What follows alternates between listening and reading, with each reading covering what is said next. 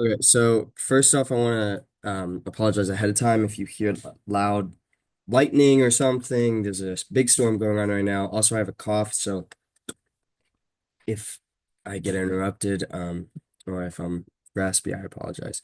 But today, I'm going to be presenting on Decameron 1.2, the one meaning day one and two meaning story two, uh, by Giovanni Boccaccio. So, day one, story two of the Decameron provides a short but thought-provoking commentary on corruption, divine intervention, conversion, and the true nature of friendship. As a brief introduction to those unfamiliar, the Decameron, written by Giovanni Boccaccio, takes place in Florence around 1348.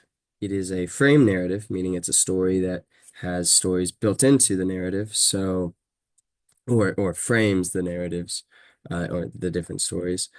The basic gist of the actual story of the Decameron is that 10 young Italians in the medieval ages um, take shelter in a villa outside of Florence um, during an outbreak of Black Plague.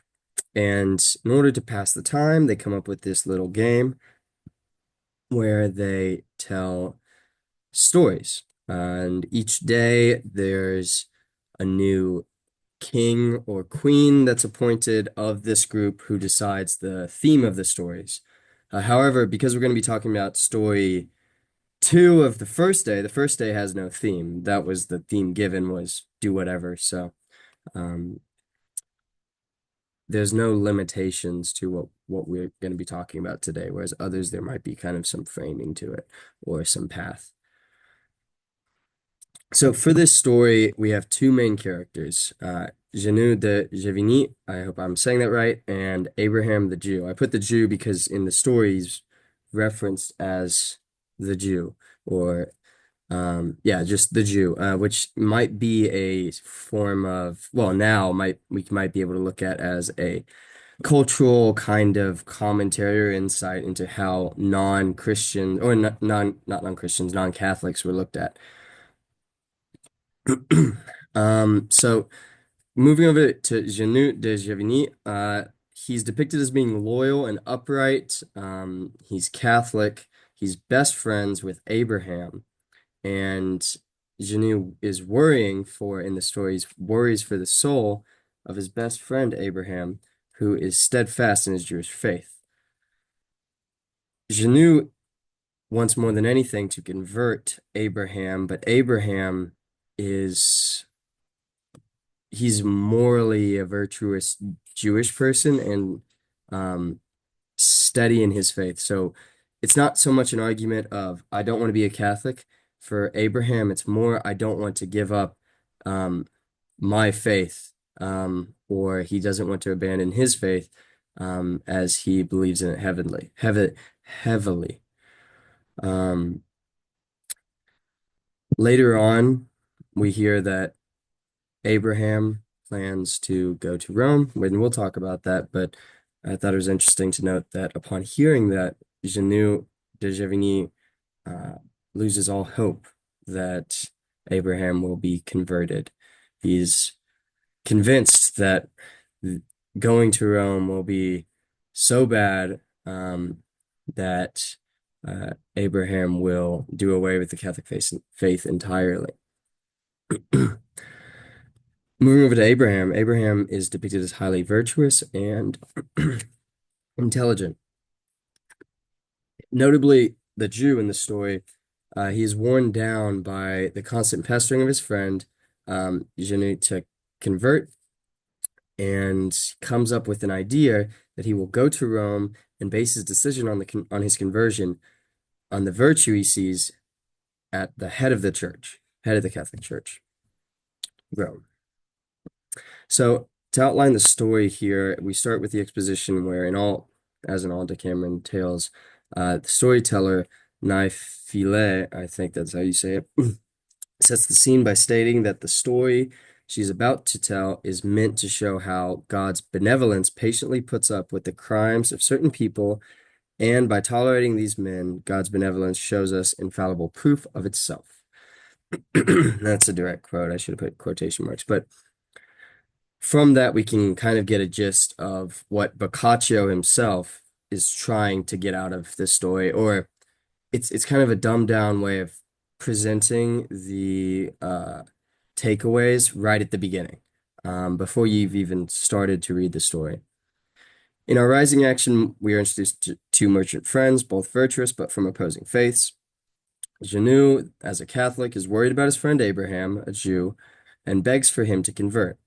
Partially to end Janu's pestering, Abraham decides that he will go to Rome, and if the virtue of those in charge of the Catholic Church impresses him, he will convert. And at our climax, Abraham arrives in Rome and discovers quickly, um, almost immediately, that those highest, from the highest to the lowest, most shamefully given to the sin of lust, sodomy, gluttony, greed, and pride. And moving on to our falling action, Janu hears that Abraham has returned to Paris, where they were staying, and expecting him to denounce the Catholic faith. After seeing the degenerates in Rome, he waits a few days, but then, goes to see him. Can't wait to go to see him. So after 3 days, he goes and sees Abraham to hear his decision, hear about his decision, although he is confident that he already knows the answer. In our resolution and like our twist, Abraham tells Janu that the fact that the church still prospers despite the best efforts of the clergy to destroy it proves that the Catholic faith is the one true and holy religion. Abraham is then baptized at the Notre Dame Cathedral. This twist is obviously important in that it's a statement on divine intervention, the idea that only divine power could make a faith run by so many people that are morally terrible succeed and prosper. There must be God's dwelling and God's support in that. Major themes that we see in this story are church corruption and hypocrisy, and faith and friendship. So obviously, church corruption is a huge topic in this story. Boccaccio makes a very stark criticism of the church and the papal office, which would have been at the height of its power at this time when he was writing. An important distinction, though, that we can make here is that while making these criticisms, he's not denouncing the Catholic faith, but rather uplifts its holiness through the conversion of Abraham. Well, I'll get into that later, but this instills the importance of observation and intellect in the decisions of your faith and the understanding of belief. Friendship and faith is our second major theme. Through Janu's concern for Abraham's spiritual life, Boccaccio presents an image of true friendship. True friendship, in Boccaccio's world, requires a genuine desire for the well-being of one's friend, even in the matters of the soul. Janu's concern for Abraham's spirituality or spiritual salvation demonstrates that true friendship is not merely based on shared interests or mutual benefit, but on a deep, selfless investment in the other's moral and spiritual welfare. In our story analysis, overall, I wanted to close by saying the Decameron 1.2 is an amazing representation of what Giovanni Boccaccio does best, which is weaving humor, irony, and moral insight into a compelling narrative. In 1.2, Boccaccio masterfully balances wit and wisdom, using Janu and Abraham's friendship to explore themes of religious hypocrisy and genuine faith. Through sharp irony, he critiques the corruption of the clergy while simultaneously highlighting the power of personal observation and reason in matters of belief.